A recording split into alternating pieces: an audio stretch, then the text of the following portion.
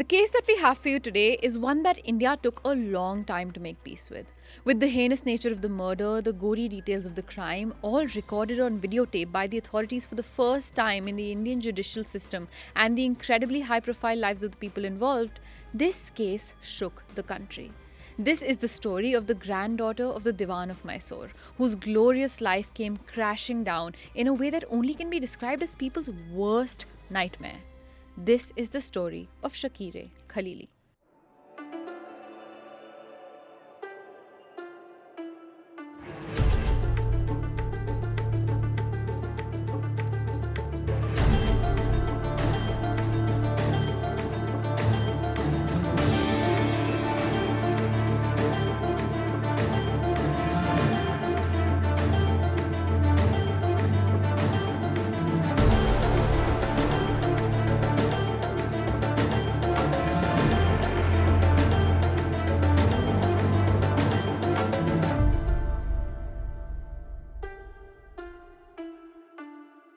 Hi everyone, welcome to the Desi Crime Podcast, a show where we dive deep into some of the craziest cases from around South Asia. I'm your host Aishwarya. And I'm Aryaan. And the case that I have for you today is one that is personally my worst nightmare come to life. Aryaan being buried alive is my worst nightmare. When I've seen it on shows like Khatron Ke Khiladi and whatnot, it has just been gut-wrenching to me. Yeah. And this episode kind of taps into that fear a little bit. But on that note, what is your deathly afraid fear like that? Ash, Worst fear of dying. funnily enough, I don't know about, death through that means Khatron Ke Khiladi played a role. It was sort of India's fear factor. Right. Wherein my, worst fear is being covered by roaches and whatnot. Oh. You know how you guys, you have no idea how scared I'm from scared of insects. yeah. There is no masculinity left once a roach comes in front of me. Yeah. But the fear of being buried alive is something I came across when you covered this story on our audio-only podcast. And if you guys want to check it out, go over to Spotify, search Desi Crime, and you can find us there. And since then, that has become the number one most scary way for me to die. Isn't it really terrifying? Tell us in the comments what you guys think. Is this scary? Is this not scary to you? I personally believe everyone is a little bit claustrophobic. This is the combination of that with death, with the slowly depleting oxygen Yeah, reserves. claustrophobia and death aren't a particularly good combination. They aren't. But on that note, if you want to escape my claustrophobic basement, please hit the subscribe button. Right. It's free. It's the least you can do to support the channel. And also, it keeps us Somewhat, running. yeah. Apparently, 70% of the people viewing this, as we see on the back end data, subscribed. are not subscribed. So please go subscribe, yaar. That's the least you can do. Don't be a leech. Go subscribe. And if you can do a little more, become a patron, join Patreon or a YouTube member, and you'll get early access to all these episodes ad-free. But if not that, subscribe. Thank you. Okay, bye. And now to the story. We're beginning this story at the end. In 1991, when Sabah, a 24-year-old model working from Bombay, runs into socialite Shakereh Khaleeli on a random afternoon on a random market street in Delhi. It had been years since Sabah had met Shakereh. 6 years to be precise. Maybe 6 years isn't a long time not to meet a long-lost friend, Friends drift apart, life comes in the way and routes diverge. But 6 years is a long time to not meet your own mother. Shakereh's life choices had pushed her daughters away from her, and seeing her daughter suffer like this made her realize what she had missed out on for so many years, her daughters' childhoods. Shakereh wanted contact again. She wanted to be involved in their lives again. She wanted to explain her choices and apologize for her mistakes. And Sabah understood. It was her mother after all. She did love her deeply. And this is how their new relationship began. They both wanted to start afresh. Now, after many years of having a terrible relationship with her mother, starting to get to know her all over again seemed like fate. The mother-daughter started meeting and talking all over again, clearing the air of the past and mending the trauma. They were now talking multiple times a day, meeting often, watching movies together, and doing just regular mother-daughter things. Shakereh wanted to be there for her daughter. She wanted to support her in her career. Shakereh had 3 other daughters whom she also hadn't spoken to in many years, but Sabah was a start. Being able to establish a relationship with one of her daughters got her one step closer to establishing one with her other 3 daughters too.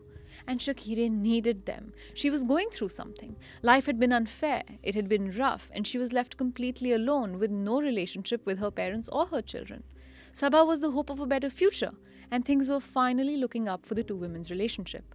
Until one day, Sabah stopped getting her mother's daily calls. When Sabah would call, her mom wouldn't pick up. Radio silence. Every time she would call her mother's phone placed in the living room of their lavish house in Bangalore, her mother's husband would pick up. Jan, your mother has gone to Surat for a wedding, he said. 5 days later, Sabah called again. She's left for Hyderabad just a few hours ago, he said. Where was Shakereh? Had she decided to abandon her child and cease contact again, out of the blue? Or was something wrong? But wait, who was Shakereh? Who was Sabah? Who is this man that picks up the phone and tells Sabah that her mother isn't home? For that, let's go back to the year 1947, the year of India's independence, the year that Shakereh Khaleeli was born. Shakereh was born on the 27th of August of that year, of 1947, just 12 days after India commemorated its independence from the United Kingdom and the Indian Constituent Assembly took charge.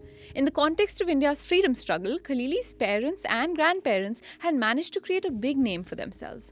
Khaleeli's mother, Gohar Taj Begum, was the youngest daughter of Sir Mirza Ismail, a very prominent statesman who was the Diwan, or essentially the Prime Minister, of the kingdoms of Mysore, Jaipur, and Hyderabad. He was regularly described by other Diwans and statesmen as one of the cleverest men in India. Sir Mirza Ismail actually belonged to an aristocratic family in Shiraz, in Persia, from where he migrated to India in the late 1800s.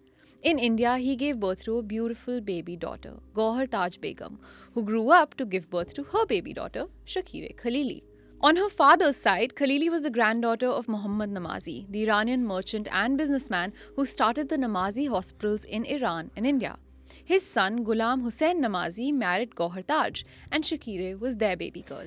Because of her parents' many business interests like breeding pedigreed horses and philanthropic interests in countries across the world and their work as diplomats, Shakereh had a childhood much like that of a military kid like myself.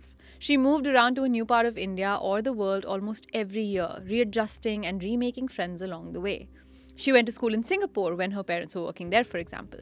As the years went on, Shakereh grew up to be an incredibly beautiful woman. And by 1965, she was 18 years old. As was customary for more traditional families in India in the 1960s, 18 was a good age to be married. And so Shakereh got married. In fact, she got married to her first cousin, Akbar Mirza Khaleeli, who was her mother's sister's son. Now, despite popular belief, a marriage of this nature is not common in Islam. In fact, marriage between cousins whose mothers are sisters, so from whom the relationship is maternal, is actually forbidden. But by this time, Shakereh and Akbar had fallen in love. He doted after her and she after him. The two revealed to their families their intention of getting married and the families accepted. Akbar Mirza Khaleeli was actually an incredibly accomplished and hardworking man. Sources claim he was an outstanding student and sportsman who had completed his schooling from the Bishop Cotton Boys' School in Bangalore.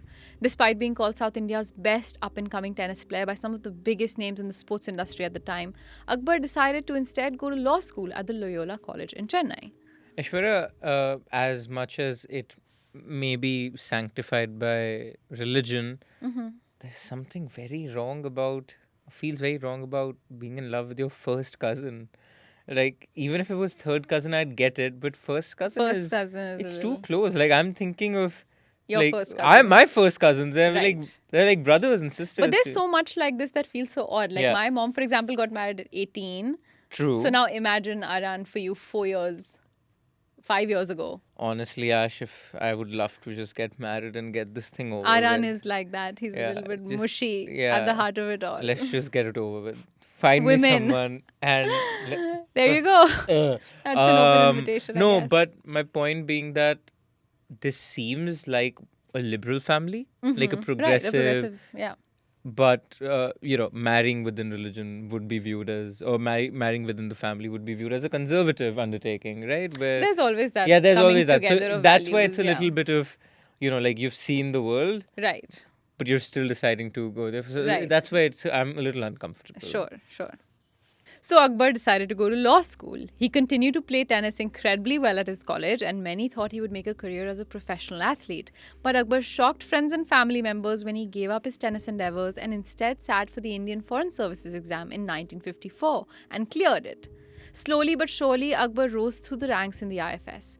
Initially, he served with the Indian diplomatic mission as the third secretary in Baghdad, the second secretary in Colombo, and the first secretary in Paris. But eventually, in a big break to his career, he was appointed the Indian ambassador to Iran. Eventually, he served as the Indian ambassador to Italy and as the Indian High Commissioner to Australia. Throughout these postings of his to all of these incredible countries, Shakereh moved with him, except during his tenure in Iran during the Iranian Revolution.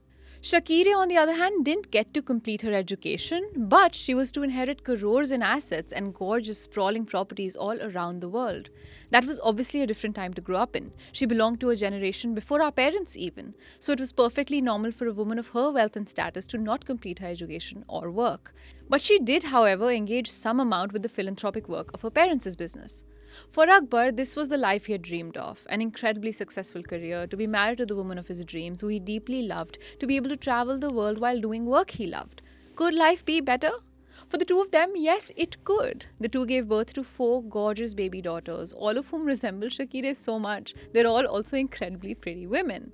Their 4 daughters were Shakereh Khaleeli, who was born in 1966 when Shakereh was just 19, Sabah in 1967, Rihani in 1969, and Esmat in 1972 when Shakereh was 25. Their first 2 daughters were both born in India, their third daughter was born in Paris, and their fourth daughter in Amman in Jordan. Life somehow became more perfect for the two, or so it seemed. There was something going wrong in their outwardly very happy marriage. Khaleeli wanted a son. After 4 daughters, the possibility of giving birth to a son seemed bleak. She was getting older, and the couple's inability to give birth to a boy began to cause a rift between the couple. By 1983, the couple had moved back to India. It was in 1983 itself that Shakereh, Akbar, and their kids took a trip to Delhi to meet with the erstwhile Nawab of Rampur. It was there, at the residence of the Nawab, that Shakereh and Akbar met a unique man, Swami Shraddhanand. Swami Shraddhanand was born Murli Manohar Misra. He was a short and stoutly built man on the heavier side and a self-proclaimed god person, which is what had led to his name change. He was 10 years older than Shakereh. At the time, Shraddhanand used to work with urban landing estates and managing properties around India. By this time, Shakereh had begun using her free time managing the numerous family properties that she and her siblings were to inherit and needed professional help with the assets. Meeting Shraddhanand seemed like fate. The Swami soon became her advisor for matters relating to her properties and slowly became her confidant. She expressed to him her deepest thoughts, including the fact that she wanted a son deeply. She loved her daughters, yes, but she wanted a son. Usually, Aishwarya, in Indian couples, the rift, especially from more rural backgrounds, about not having a son is caused by the husband who right. blames the woman for somehow not being able to conceive a boy. But here it's the opposite dynamic at There play. is some internalized sexism, whatever you might want to call it. But yeah, this time it came from the mom. Yeah. Which is just, it's Yeah. very unfortunate. That same year, in 1983, Akbar moved to Iran for work, but these were the years of the Iranian Revolution, and Iran was in a state of turmoil. For the first time since their marriage of almost 20 years, Shakereh did not move with her husband. Instead, not only did she stay back in India, she had Swami Shraddhanand move into part of her Bangalore residence to live with her. It seems like during this period, a deeper relationship ensued between Shraddhanand and Shakereh. Slowly and slowly, Shraddhanand chipped away at Shakereh and Akbar's marriage. He convinced her of his occult powers and made her believe that her only chance to ever have a baby boy is to, surprise, surprise, have sex with him. And as unbelievable as that may sound, Shakereh believed him. The presence of this new man in her life, added with her already existing marital problems, led her to make a decision that shocked everyone who knew Shakereh. In 1985, when Akbar returned from Iran, Shakereh asked him for a divorce. This move, above all, came as a shock to Akbar. Of course. In his head, his marriage had problems, yes, but he was in love with his wife. They had children who were now growing up, who they deeply loved. But the divorce was done. She didn't want to be with him anymore. And at this point, Aishwarya, it's not just that she is doing it for having a son. She is well and truly, at least in her head, in love with Shraddhanand. Developing feelings for Shraddhanand. Yeah, and I right. remember the last time we covered this episode, you pointed out a discrepancy in how beautiful Shakereh is, as we all know, and how not beautiful Shraddhanand is. And this is something that I don't necessarily point out. Obviously, it's obvious. But Obviously, it's obvious. It's pointed out by You heard it Shakereh's first. own daughters. It's pointed out by them. What do they say? We'll get to that. But basically, the discrepancy on like, why would their, beautiful, gorgeous mother, who had so much going for her, including a loving marriage, fall for this man? And it's not just about looks. It's about just the work he was doing as a person. He was ugly. He was ugly on the inside and out. That, yes. Yeah. I think it's easier to say that about someone who's ugly on the inside as well. Yeah. But like I said, looks aren't the end all be all, obviously. Even as a person, in his profession, Shraddhanand paled in comparison to Akbar. The police team that investigated Shraddhanand later said he was from Sagar in Madhya Pradesh. He dropped out when he reached high school and moved to Delhi, where he worked with a royal family in Uttar Pradesh as an errand boy. Later, he evolved into a fixer who could help deal with tax and property matters. Somewhere along the way, he also transformed himself into a god man wearing white robes. It was at this stage that the Khaleelis met him with the UP royal family in Delhi in 1982. He was a high school dropout and had worked as an errand boy for the royal family, and I'm nobody to make a judgment on what this means. Tons of high school dropouts are incredibly intelligent people who contribute greatly to society, but that's not what he did. He self proclaimed himself into a god man wearing white robes who convinced a woman to have sex with him by promising her a son. Her own daughters, in an interview, like I said, mentioned wondering what attracted their mother to that man. The author of this interview article in the Rediff special says, quote, "Nobody knows exactly when, how, or why Shakereh fell in love with Shraddhanand. It must have been sexual attraction," said her daughter. Besides, we hear that she had always wanted a son, and Shraddhanand told her that he had special powers to help her conceive one. But would a rich, jet-setting socialite really have married a short, pudgy, uncouth fixer just for his sexual prowess? However, she did really appear to want a son. End quote. When Shakereh filed for divorce from Akbar, the daughters were deeply affected. They detested the choice their mother had made, not only because she had hurt their father deeply, but also because they believed the man she had chosen to be with did not deserve to be with her. The girls ceased all contact with their mother, with only Sabah keeping occasional contact with Shakereh. Then in 1986, Shakereh defied all societal norms, religious expectations, and familial obligations by marrying Shraddhanand. This is when things began to take a turn for the worse. Shakereh's relationship with her mother slowly began to take a turn after her divorce from Akbar. Her mother, Gauhar Taj, had filed at least 10 cases against Shakereh over various pieces of property after her marriage to the Swami. Shraddhanand had slowly begun to transfer Shakereh's property to his own name and take charge of her assets. According to friends of the Khaleeli family, Shraddhanand had earned over 100 million rupees through selling various bits of her property. Slowly, Shakereh lost contact with her mother, and according to sources, it was Shraddhanand who had isolated her from her kids and parents. He had placed ultimatums on his relationship with her while slowly taking over her property. By this time, the Swami had convinced Shakereh to execute a strong will and power of attorney in his name, making him part and sometimes sole owner of a lot of her assets, with a good number of them, 600 crores worth of them to be precise, to be given over to him in the event that Shakereh died. After 3-4 years with Shraddhanand, according to the Rediff special article, the relationship between Shraddhanand and Shakereh reportedly began to break down as well, and multiple reports suggest that their relationship began to take a turn for the worse. At this point, Shakereh began trying to re-establish contact with her daughters to try and mend their relationships. Perhaps she needed support in her life as her second marriage was falling apart around her and she was beginning to realize that she had isolated everyone for this man, now leaving her with no one. But for most of her daughters, the damage was done, the relationship was broken, and there was no coming back. Until she met Sabah by chance in Delhi in 1991, who was now 24 years old. The article says Shakereh told her that she would like to spend more time with her. When Sabah, who was now a successful model, returned to Bombay after a modeling assignment overseas, she found Shakereh waiting for her. The mother and daughter spent an enchanted month together, and Sabah promised to visit her mom in Bangalore. She also said that she would try for a rapprochement with the rest of the family. Shakereh used to call her a couple of times every day in Bombay. But then the calls stopped abruptly. Sabah said, quote, "When I called her to find out how she was, only Swamiji was there. When I called, he said, 'Jaan, your mother has gone to Surat to attend a wedding.' The next time I called, a few days later, he said she had gone to Hyderabad. A week later, he said she is laying low due to some income tax problems, and so it went on." End quote. Eventually, Sabah grew sick of the stories. Something seemed off. How is her mother never home? Sabah had faith her mom wouldn't disappear on her after they had just started fixing their relationship again. The Swami stories didn't add up. Sabah called the house phone again and insisted on talking to her mother. This time, what came out of Shraddhanand's mouth shocked Sabah to the core. Sabah said, quote, "He told me my mother was pregnant again.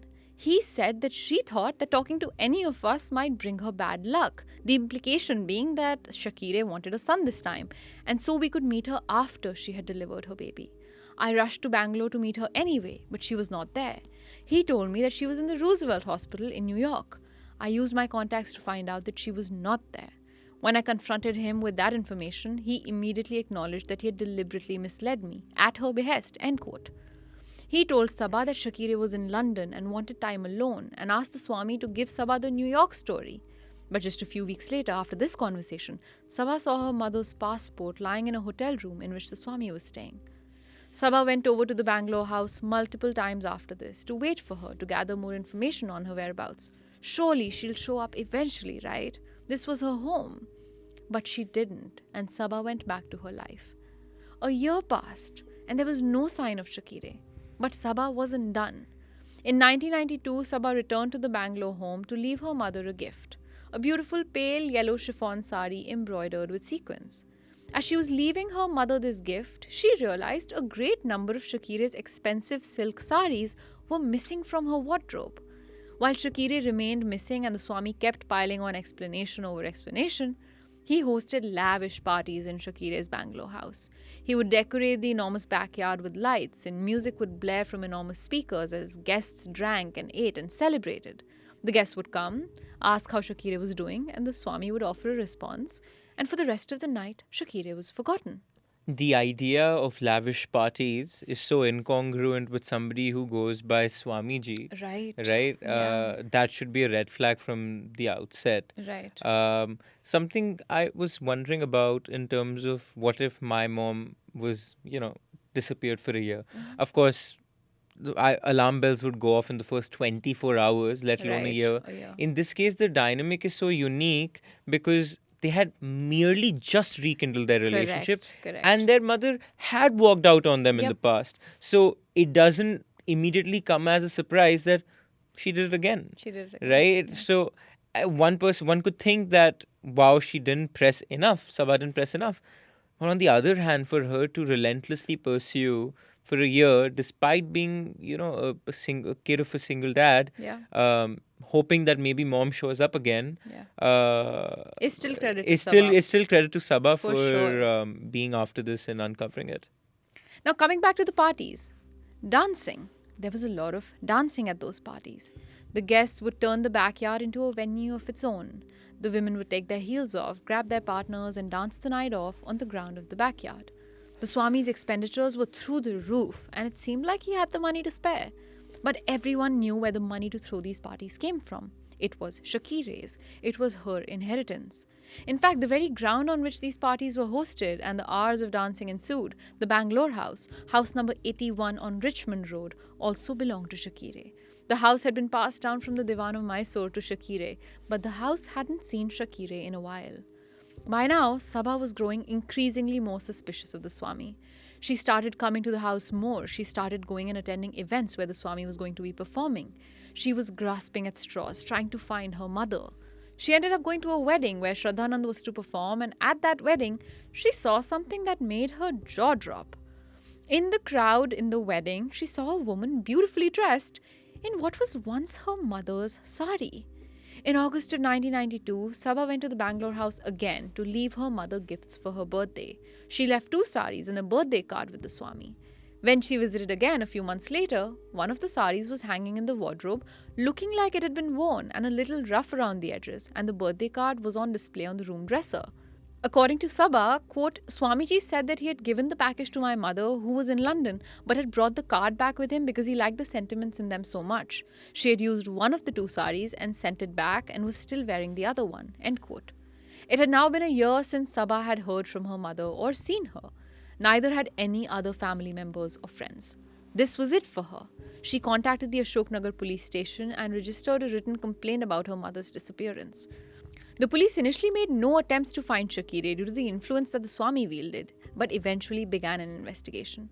On account of everything Sabha had told the cops arrested the Swami, who filed for bail but made a written promise to show up at the police station every Monday for 3 months.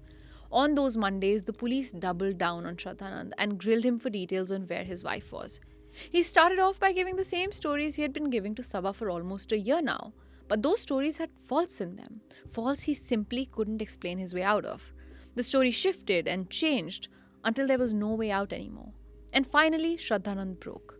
The words that left his mouth shook the officers, and suddenly the Khaleeli family's world came crashing down in front of them. If I am taken, I will show the place where the wooden box was prepared and the person who prepared it, the persons who transported the box, and the people who helped in digging out the pit, and the crowbar, spade, and pan used for digging the pit, the cement bags, and the spot where Shakereh is buried. I will exhume her dead body and show you. The statements that I earlier gave to Ashoknagar police were false, given intentionally just to help myself escape. End quote. He had buried her. Somewhere in the city of Bangalore, someone's daughter, someone's mother, the love of someone's life lay dead and buried. But where, the cops still didn't know. The Swami said he'll take them to the location himself. The cops filed for approval of the exhumation with the executive magistrate of the city, who approved it and ordered a doctor to oversee the process. As the cops sat in the car with the godman, he started giving them directions to where the body was. And very quickly, the cops realized where he was taking them, and they couldn't believe their eyes. They stopped their car right in front of the gate of house number 81 on Richmond Road. He had buried her in her own house. He walked the cops inside the gorgeous home that belonged to the woman that lay somewhere under it. He took them through the house, out to the back door, into the backyard. If right at this moment you're not having flashbacks of the dancing and the partying and the music and the celebration that took place on the grounds of this backyard, I have failed to narrate this case right. He was handed a piece of chalk to mark where the body was. He stood on the ground of the backyard and marked smack dab in the middle. The laborers started digging with spades, and a minute into digging, the metal spades started to make noise. Clank, clank, clank. The spade was hitting something. From within the ground emerged a 2x7x2 wooden box, one that looked close enough to a casket. Shraddhanand had got this rectangular pit several feet deep, dug in the courtyard by labourers, saying that it was for a tank. The long wooden box inside this pit he had gotten made by saying it was meant to hold some furniture that he wished to export. The lid of the wooden box was removed, and an almost fully decomposed body, of which only the bones and hair remained, was revealed lying on top of a bed mattress. A bed, a nightie, a pillow and bed sheets were also inside the box. The sight of the body made everyone's heart drop. One of Shakereh's hands was clutching the mattress below. On seeing that, the officers inspected the inside of the box more closely and found scratches all along the side wood. The hand clutching the mattress, the scratches, all indicates that she hadn't died when she was buried. She had merely fainted as a consequence of the drugs he had given her. But since the body had decomposed to a large degree, it was hard to determine the exact cause of her death. The drugs in her bloodstream had obviously vanished, so their exact concentration and effect on her organs was impossible to find. If the hand clutching and scratches do indicate that she was buried alive, she died a horrible death. I looked this up, and if you're buried in a coffin and remain perfectly calm, you survive for up to 5 hours. Oh my god. I assume it's impossible to remain perfectly calm, but she would have likely spent somewhere close to 5 hours inside that box, trying to figure out where she is, why she can't see, and how she could get out. She would have screamed for help and eventually suffocated once the oxygen would have run out. Dr. Nisar Ahmed, the man in charge of the exhumation, removed the scalp, skull, and hair from the head, which were detached from the skull, and other bone pieces. He joined the bones and fixed the skull and the mandible in order to confirm that it was indeed human remains, and it was indeed Shakereh. The entire exhumation process was recorded for the first time in the history of the Indian judicial system as evidence to be submitted to the court and the forensics department. Shakereh's mother, Gauhar Taj, was called to identify the body as that of her daughter, and she did. It was her child. She identified a ring which was embedded with a red stone and 2 other black rings as belonging to Shakereh. The nightie which was inside the box was identified to be Shakereh's as well. It was what she was wearing the day she was killed. On the 25th of May 1991, Shraddhanand got tea made for himself and Shakereh. In her tea, he added a heavy dose of sleeping tablets made in England and purchased by him through a shop in Madras.